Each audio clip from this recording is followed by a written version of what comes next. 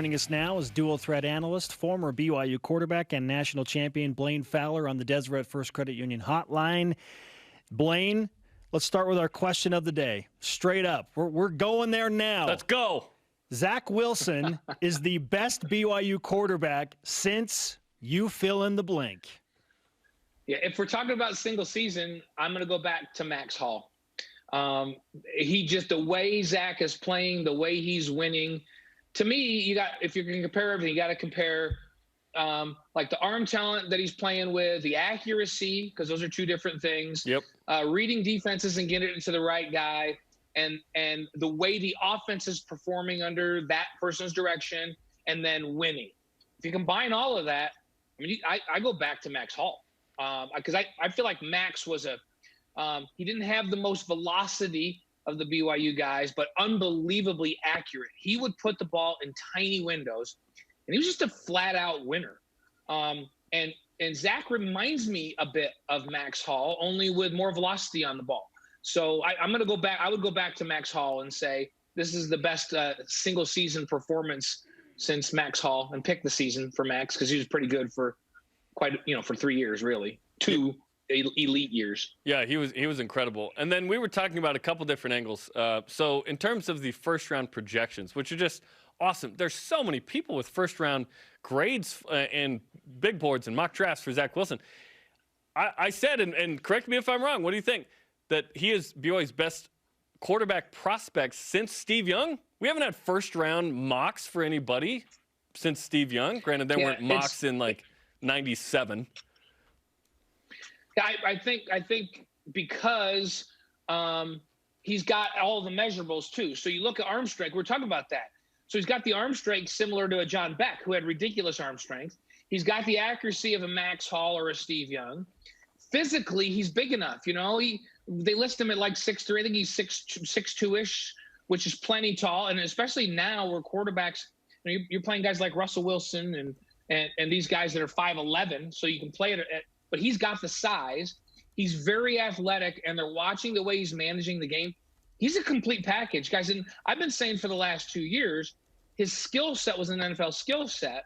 His ability to decision make hadn't gotten to that level yet, and he made a quantum leap from last year to this year, where now his decision-making skills are where they're looking at him going, okay, this guy can play. And so, yeah, I don't question people saying he's first-round talent. The other thing is, we knew he had a great arm, but this is the first time this year that we've seen him 100% healthy with his throwing shoulder. And now we go, okay, yeah, he makes some throws right now that half the NFL starting quarterbacks don't make. So, yeah, I don't question people projecting him in the first round at all. I think he has the total package. Blaine Fowler with us on BYU Sports Nation. Blaine, here's an interesting point and a conversation that I was having last week. Zach Wilson is putting up these numbers primarily without playing late into the game. He's sat out the fourth quarter a number of games. This is a BYU quarterback tale of time. So you wonder what those numbers would be if he were playing the entirety of all of these games. More onside kicks from the opponents is what is required. That's what you need. Tick Kalani off and he'll leave people in there longer, right? If you do back-to-back onsides, Kalani just gets mad and then he leaves him in another couple series. So, in all seriousness, what do you think his numbers would be? They'd be crazy. But remember, if you're comparing other BYU quarterbacks, Jim McMahon had the same thing. Steve Young had the same thing. Robbie Bosco had the same thing. Even Sarkisian for a portion of the season, you would have a few games that came down to the wire, but there were a lot of blowout games where those quarterbacks didn't play. I go back to the 1980 Jim McMahon season. They were just killing people that year, right? And so that's a common issue if we're comparing them to BYU quarterbacks. And I think Trevor Lawrence has come out of a lot of games at the end of games as well, and Justin Fields has come out of a lot of games at the end. That's what goes with being dominant with who you're playing. So if you left them in all game long, they would be crazy numbers. But the guys that we're comparing them to, they also came out at the end of games because they were also on dominant football teams. Okay, they're all tied together, but let's talk about to what we should give credit in certain elements. So prior to this season, think about it. We're saying BYU just lost its top 4 receiving options. in Micah, Simon, Aleva, Hefo, Talon, Shumway, and Matt Bushman. Not in that order per se. All of a sudden, BYU has two dudes that are going to get 1,000 yards in Gunnar Romney and Dax Milne. Gunnar, I think we expected him to be this guy. Dax, not so much. He has become this guy. And then Neil Powell is having a nice season. The offensive line has been stout as well. To what do we credit all of this? Because it's all going well right now. Well, the fact that it's all going well tells you that the recruiting classes in the first 2 years that Kalani recruited, they knew that they had the right fit for what they wanted to run, but they knew that they had to grow up. Offensive line is a perfect example. Brady Christensen was starting as a true freshman return missionary at probably 255 pounds at left tackle. And now he is a 305, 310-pound man-child that just beats the heck out of people up front, but he's a junior, right? And now he's, in some people's estimation, the top left offensive tackle in college football. So this team went through growing pains together. All of these guys grew up, and now you have a bunch of juniors and seniors that have been together this entire time.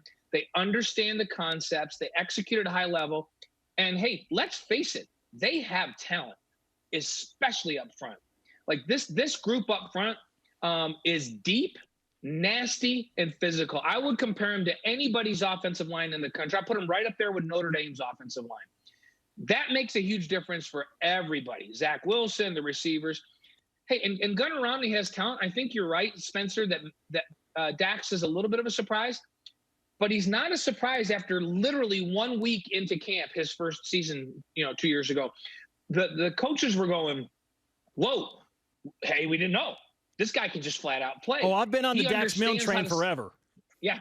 They in the very first week, they went, oh, man, this guy does things that you don't teach. Like, he understands how to leverage the defensive back.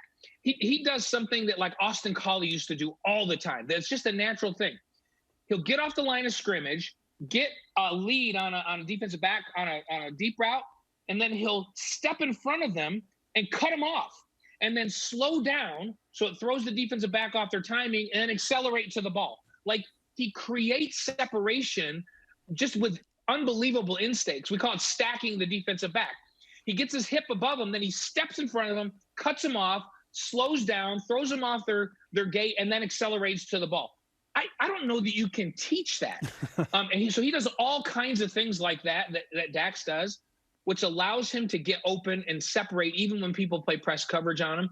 And this coaching staff, first week of camp, his freshman year, the coaches were saying to me, hey, this dude right here, like we knew he would be okay, but he's going to be really good. He does some things that are just so natural. So I think it's a surprise to everybody else because the walk-on and all that.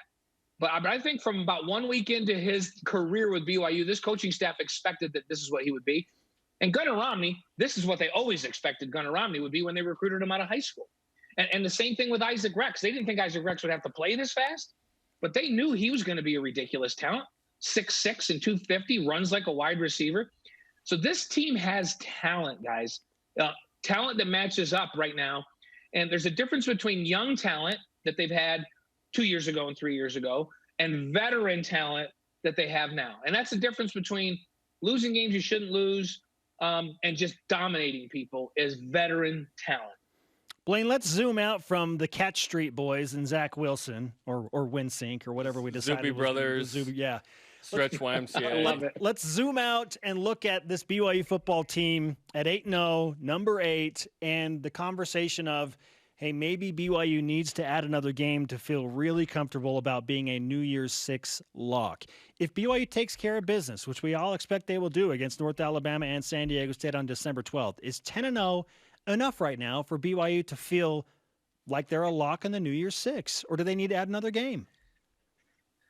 I do think it's enough, actually, especially if they do what they've been doing. So, I mean, North Alabama is going to be outmatched. We just scouted them up for our show last night for the review and watched a bunch of film. They just can't match up with BYU up front on either side of the ball. So BYU should just run away from them. And Zach shouldn't play a lot in that game, right? Then San Diego State, they're always stout. They're always physical. They have athletes. But I have a feeling BYU on a roll is going to run away from them just like they have everybody else. they get their momentum going on offense, and you can't stop them. And so I would not be surprised to see them run off a bunch of points in the second half of that game and win handily. If they do that, I don't see them really dropping. Now, the problem for them is it's going to be hard to move up because the teams in front of them don't have a lot of challenges. Texas A&M has some, and Texas A&M at 5 has Mississippi, LSU, and Auburn still to come. But everybody else up there really doesn't have many challenges in front of them either. So I don't see a lot of movement. But I also don't see any big, huge games with the teams behind them, other than maybe Indiana, where they could, so say Indiana beats Ohio State. That would launch Indiana in front of BYU. Outside of that, I don't see a bunch of teams with games on the schedule that goes, well, now we're going to jump them over BYU.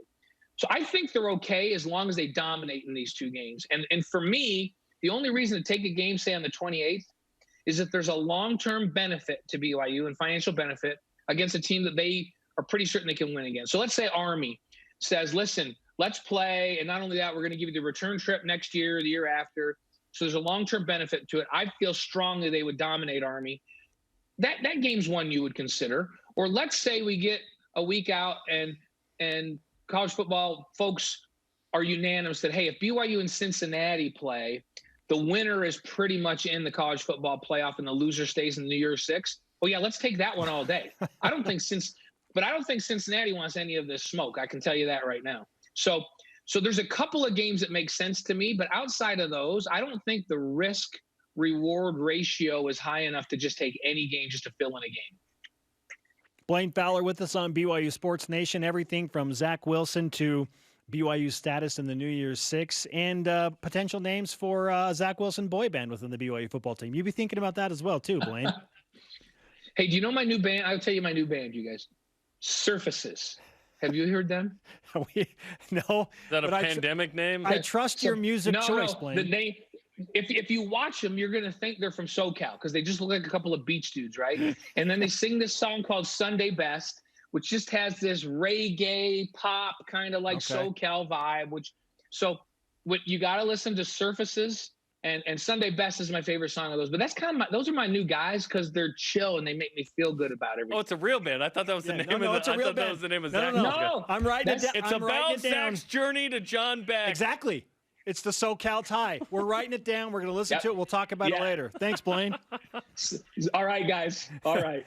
Blaine Fowler on the Deseret First Credit Union Hotline. Deseret First, you know why, we show how. Coming Surfaces. Surfaces. It's about cleaning your surfaces. Coming up.